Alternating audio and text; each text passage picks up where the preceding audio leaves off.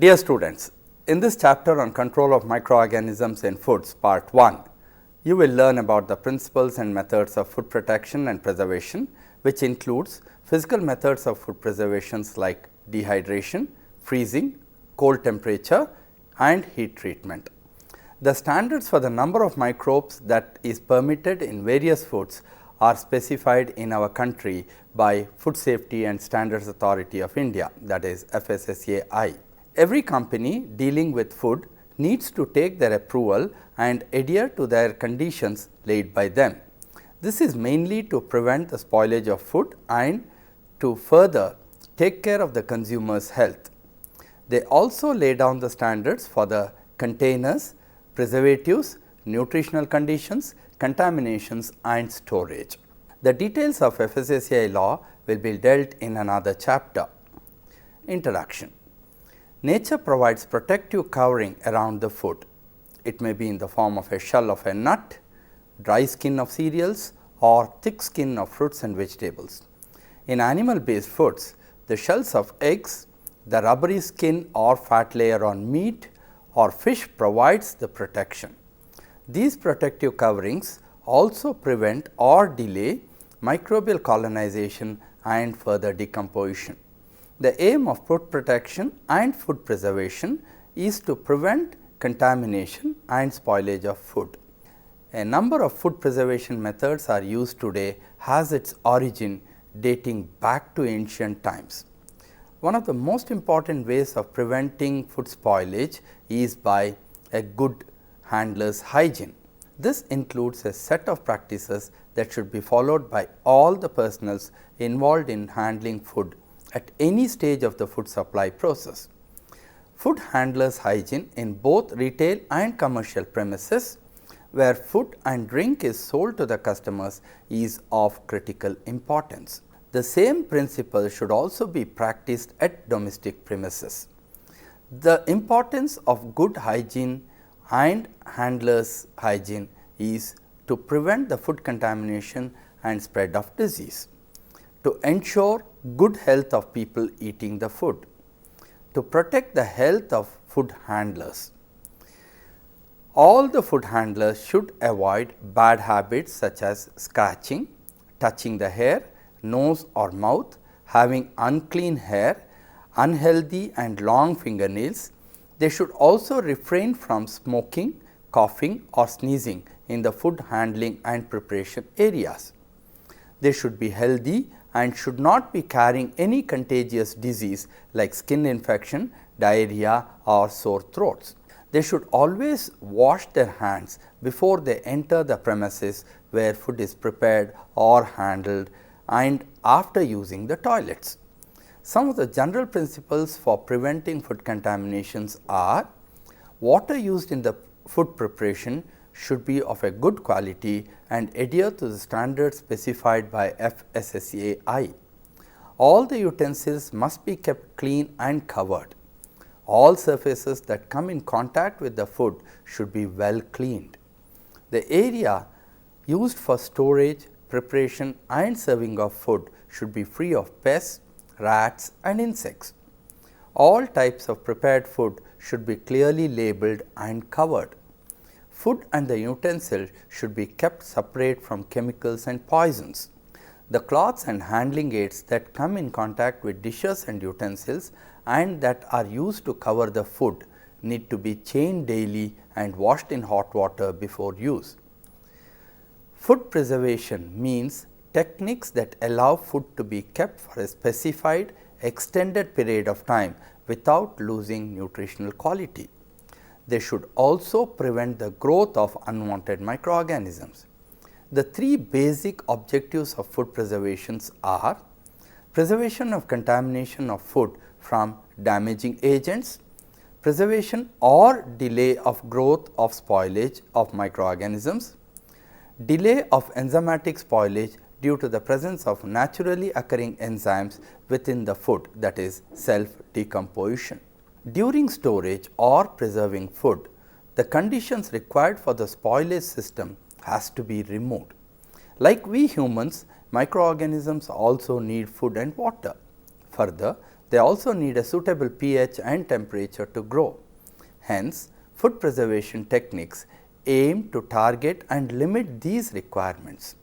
Food preservation depends on the method which effectively manage the microbial content of foods. They should also alter or delay the activities of enzymes in the food. These techniques may be applied separately or in combination. Thus, the aim of food preservation should be to prevent contamination in the first place, to reduce the population of contaminants and to prevent microbial growth. Food can be damaged either by insects, animals or by mishandling. The damaged portion are then exposed to microbial attack. Therefore, care should be taken to minimize any damage to the food. The pre-processing of food preservation is divided into 3 stages of careful handling. 1. Proper packaging. Number 2.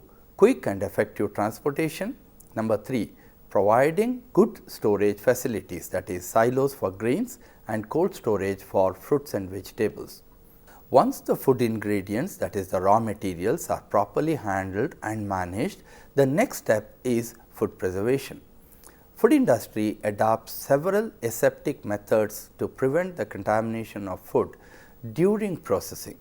Packaging of food is to prevent contamination.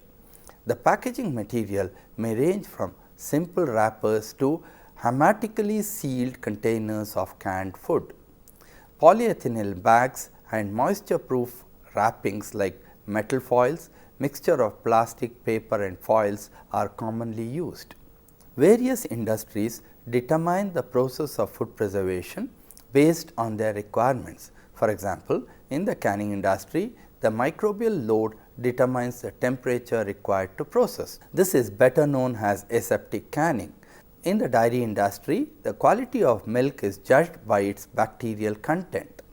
Some of the methods adopted to achieve good processed food are complete removal of microbes. Filtration is a method used for the complete removal of microorganisms. This method can be successfully applied only to clear liquids. Example, water, fruit juice, beer, soft drinks and wine. The filters used are made up of asbestos pads, unglazed porcelain and similar materials. The filters are sterilized and made bacterial proof before they are used. The liquid is filtered by passing through the filters under pressure, inhibiting the growth and or activity of microorganisms. This may be achieved by storing at low temperature or drying, or by providing anaerobic conditions by using chemicals. When anaerobic or absence of oxygen conditions are created, most of the anaerobic organisms die. The spores may survive, but will be unable to multiply in the absence of oxygen. This principle is used in canning and in packaged foods. Holding the food material at low temperature in cold storage slows down and sometimes prevents microbial activity. Drying of food is a very effective method for avoiding spoilage of food. All microorganisms need moisture and they cannot flourish in the absence of moisture. Certain chemicals like sodium benzoate and potassium metabisulfate are used as preservatives, but they should be used within the prescribed limit, as any excess usage may result in poisoning. By killing the organism using heat or radiation. The most common of all methods and used from ancient time is heat processing. In radiation, gamma rays or high speed electrons are used to destroy the microorganisms. Such radiations are known as ionized radiations. This topic will be dealt in part 2 of this chapter. Prevention or delay of self decomposition of food. This is commonly carried out by destruction or inactivation of food enzymes by blanching. Blanching is a process of dipping the whole food material in boiling water for a short period of time. This process inactivates plant and microbial enzymes, which if not inactivated might cause toughness and change in color. Most of the plants and animal tissues contain enzymes which are active at room temperatures. An increase of temperature by 10 degrees Celsius doubles the rate of the chemical change. Rancidity of fat is an example of undesired oxidation, which leads to the deterioration in the flavor of foods. Oxidation also leads to the loss of ascorbic acid, an important vitamin required by mankind. These endoenzymes softens the tissue or fibers. The surface of cut fruits are oxidized and they turn black, thereby changing the color, texture and nutritive value.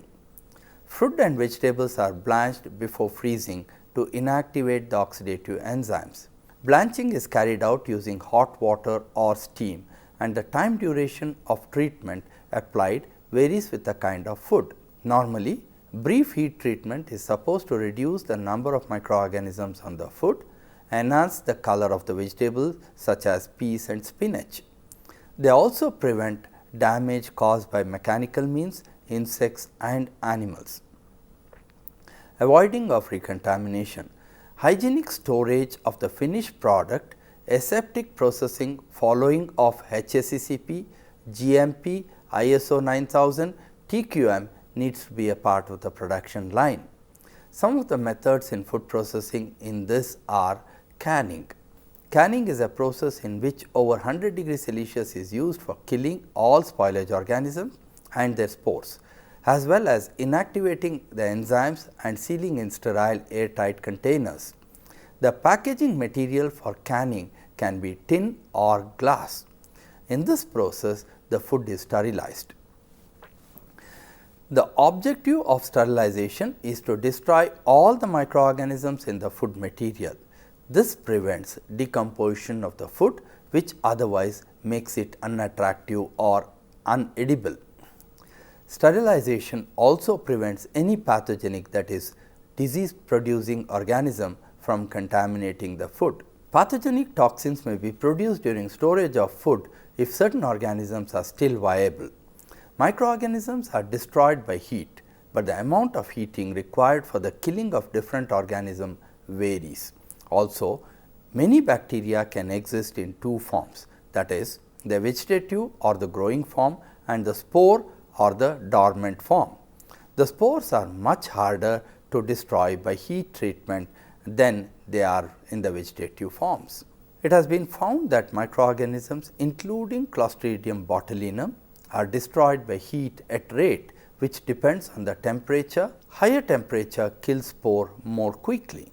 At any given temperature, the spores are killed at different times, as some spores are more resistant to heat than other spores. If a graph is drawn, the number of surviving spores against time of holding at any chosen temperature, it is found experimentally that the number of surviving spore falls almost to 0. Experimentally, it has been found that if the logarithm of T, the thermal death time, is plotted against the temperature, a straight line relationship is obtained. This is shown in figure 1. We can then write from the graph log T minus log F is equal to m into 121 minus T is equal to log T divided by F, where T is the thermal dead time at temperature T, F is the thermal dead time at the temperature 121 degrees Celsius and m is the slope of the graph.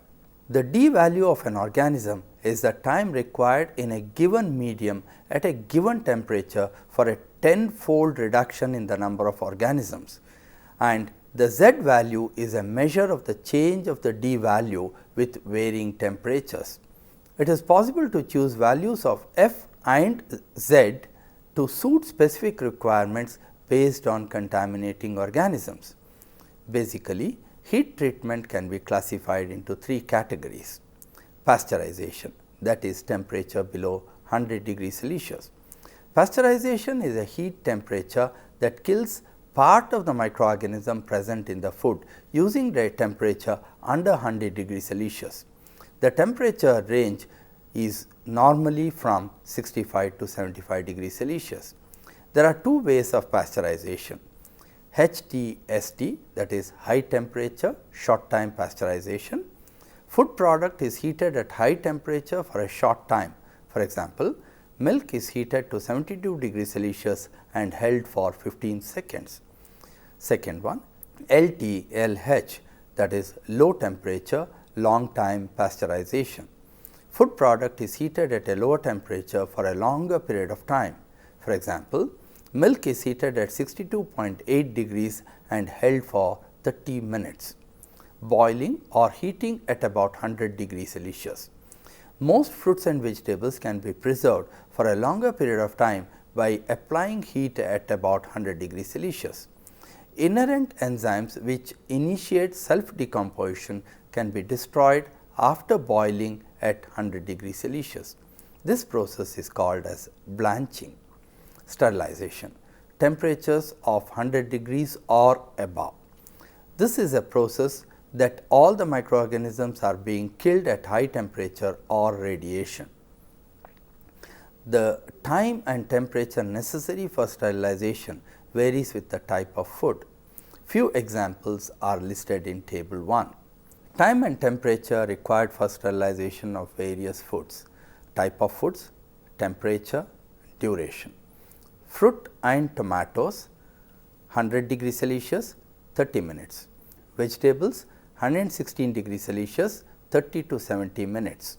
Milk ultra heat treatment, we call it as UHT 135 degrees Celsius not less than 1 second. However, the type of food determines the type of treatment and not the type of contaminating organisms. For example, if the food is overcooked, major changes occur in texture, flavor and nutritional quality, making them unpalatable. Use of low temperature and cold preservation. Low temperature can lower the rate of chemical reaction and the action of enzymes. Generally, freezing can prevent the growth of most foodborne microorganisms, and the usual temperature for cold storage is between 4.5 to 7 degrees Celsius. Refrigeration temperature lowers the growth rate of microorganisms, and chilling can slow down the enzymatic and microbial changes in food. For frozen food, it should be stored at about below minus 18 degrees Celsius, where the enzymatic and the microbial changes may be stopped or is extremely slow. Dehydration. Dehydration or dehydration of food as a method of preservation has a long history, especially in Chinese food. Mushrooms, dried shrimps and salted fish are some of the typical examples. Both drying and dehydration means the removal of water. Drying usually describes the process of drying under sunshine or in open air. The other term dehydration usually describes the removal of moisture by applying artificial heat current under controlled conditions. Some of the differences of drying and dehydration are listed in table 2. Differences between drying and dehydration. Dehydration, sun drying. A faster process under controlled condition, a slower process under open air. Hygienic conditions not dependent on the weather, conditions with little hygienic control not possible in cloudy weather or rainy days. Investment on machinery and processing cost is needed. No machinery and processing cost is needed. Use of preservatives. Preservatives serve as antimicrobials which prevent or slow down the growth of molds, yeast and bacteria. By preventing the growth of molds, yeast and bacteria, preservatives can improve the safety of food as well as prevent the wastage of seasonal surplus by making it long laster on the shelf or in the fridge. An ideal preservative should meet the following criteria.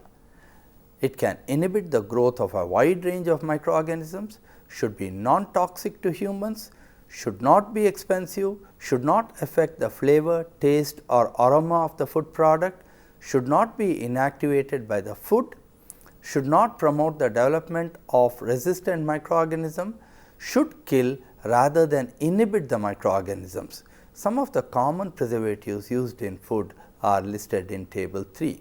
Some common preservatives.